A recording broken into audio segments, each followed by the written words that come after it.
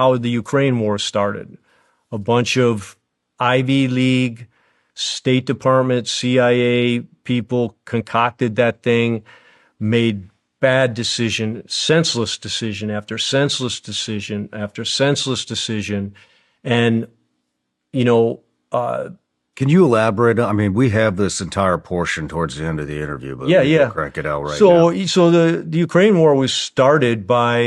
You say this is the biggest propaganda war of all time. Correct? Yes, it should be called the propaganda war. The fighting's real. Everything we've been told about it is basically a lie. And every piece of history that shows it's a lie has been either kicked under the rug or lied about too. So how the war started?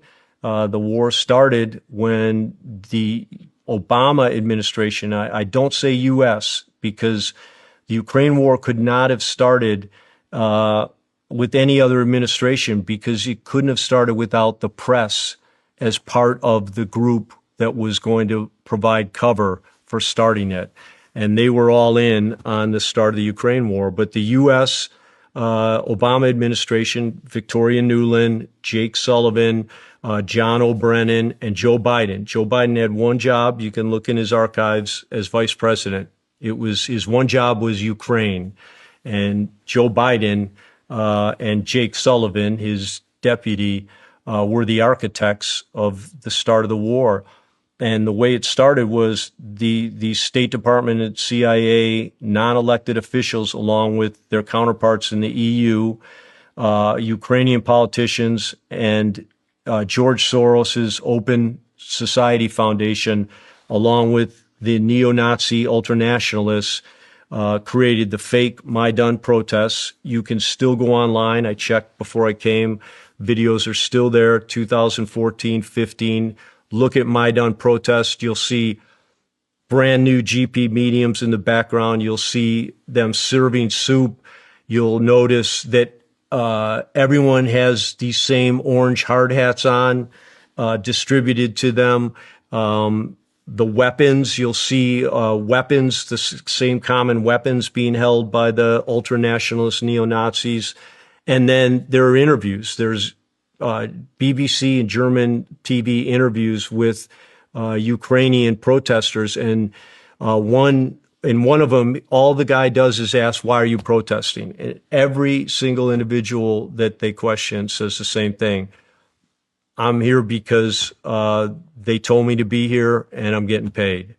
And so Victoria Nuland admitted afterwards that the U.S. spent $5 billion in USAID funds to bribe all these people and to make it happen. And in February of 2014, the culmination of the Maidan protests was the violent overthrow of the Viktor Yanukovych government, the duly elected government of Ukraine. He was elected not just by Eastern Ukrainians, but by Western Ukrainians.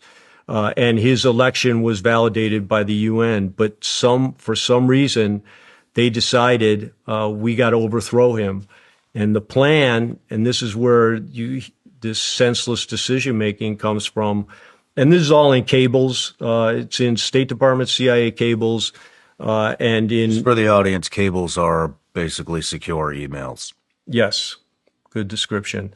It's all in those.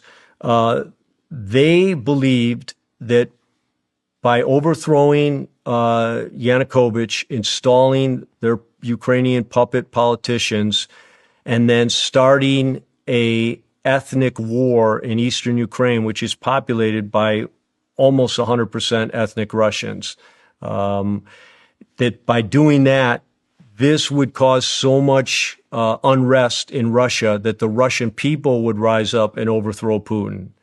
That was the plan. And, you know, when you read that, when you read the cables, when you see that, it's like these, you know, Ivy League, never been in a war, never been in anything real in their life. It's like they were like kids playing with matches, completely unaware of the potential unintended consequences of throwing those matches into a pile of leaves or into something soaked in gas. And what happened afterwards is a classic law of unintended consequences. They had no plan for after they overthrew the government. And in the power vacuum, because they had no plan, the neo-Nazis took over the Ukrainian government. They had no contingency plans? No contingencies. And that's why Crimea caught them so by surprise.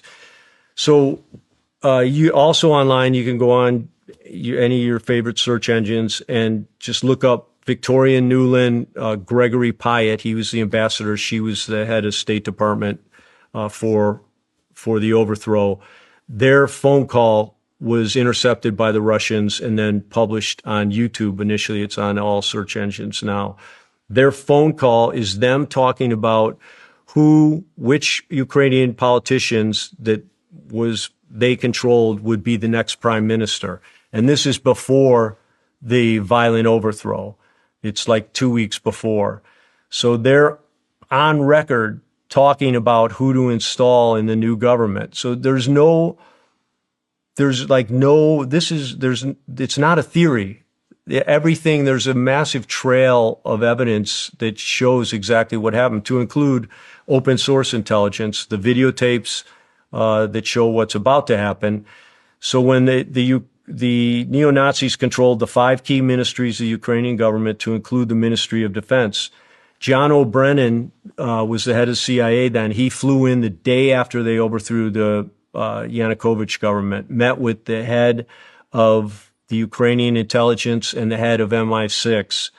And the very next day, they began the ethnic war on eastern Ukraine, which was really one of the most horrific humanitarian violations in modern history.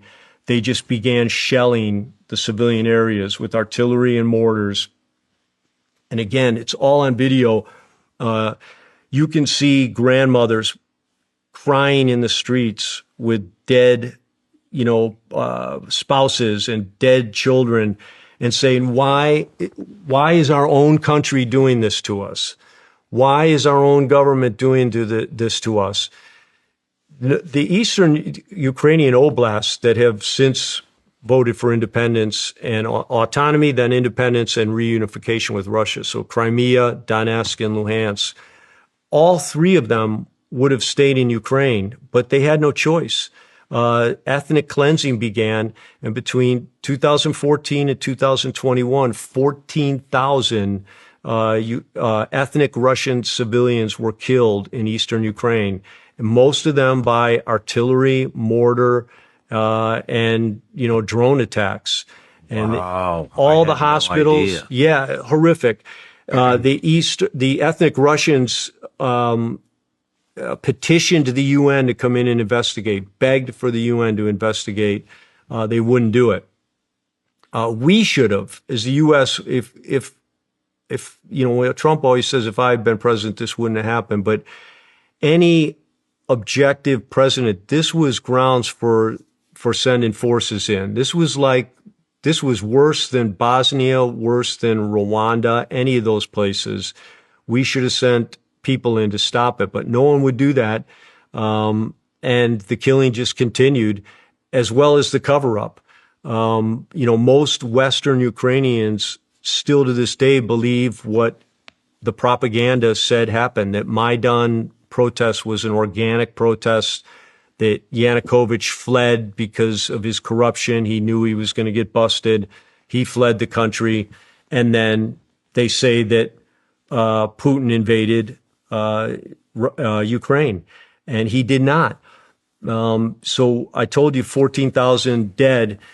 Crimea was the first in May of 2014. They knew what was happening. They instantly voted for independence. And in the vote, I think 89% of people voted, and of the population voted, and something like 85% voted to secede from Ukraine. Shit. Yeah, and Russia, the part of Crimea that's so important is the Sevastopol naval base. It's Russia's only warm water naval base.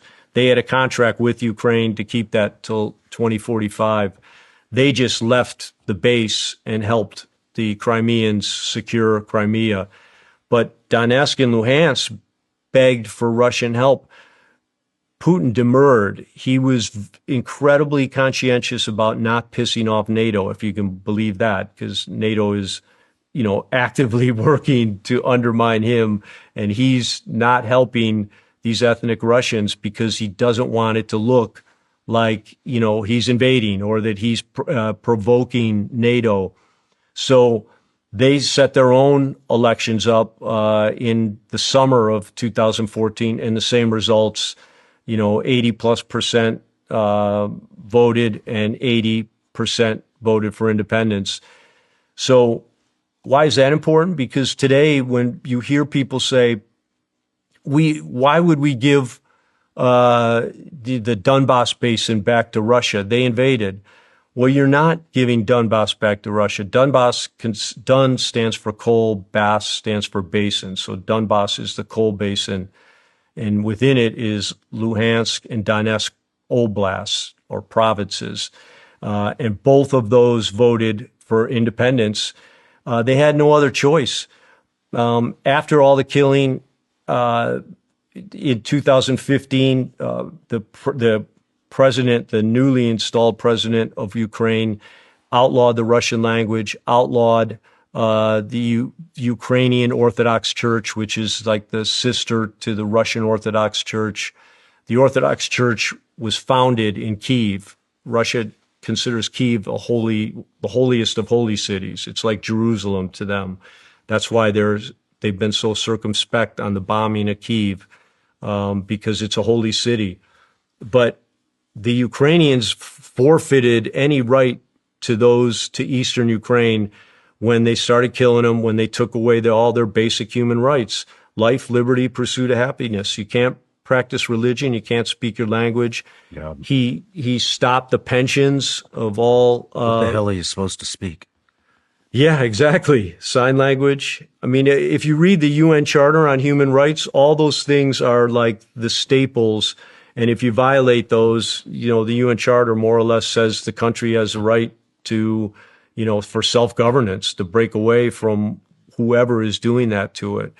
So it's, again, clear-cut case. It's not theory. And then on the invasion, I liken what Russia did to, think of it this way.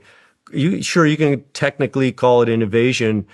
Just like if you're walking down the street and you come up to a vestibule and see your buddy getting mugged inside the vestibule, but on the door to the vestibule of the building, it says no trespassing. Well, you fucking kick that door in, smack that mugger on the head, toss him out, and save your buddy. Did you just trespass? Well, I guess technically you did, but, no judge, jury, or common sense human being is going to say you shouldn't have trespassed. It's the same thing Russia did. 14,000 ethnic Russians slaughtered, begging him for help, begging for humanitarian assistance. And finally, he just broke into that vestibule to save his people, ethnic Russians. And so calling him the invader, calling him the instigator, or Russia, just doesn't hold any water. It doesn't make sense as long as you cut through the propaganda. And that's kind of why I got involved. I've been to Kyiv, I've been to Ukraine. I love Ukraine. I love the Ukrainian people. I've never been to Russia, would love to go there. And I have buddies. I have a buddy in the State Department, two buddies in the agency, and a buddy who's over there as a long-term contractor. And they, one night, said, hey, let's call Pete and tell him this stuff and find out what he thinks we should do. And so they didn't call me. They just called and set up a meeting. We met at LAX, outside LAX, and they told me everything. And I was like, holy shit. Now, every one of these guys is still active. And, one reason they came to me was, can you get the word out? And I was like, yeah, I've got a duty to get the word out. Right now we're at about 1.25 million Ukrainian soldiers have been killed. So back to that many? Yep. 1.25 million? Yep. The Ukrainian mods shit. database was hacked about 4 months ago, and the number they had then was 1.2.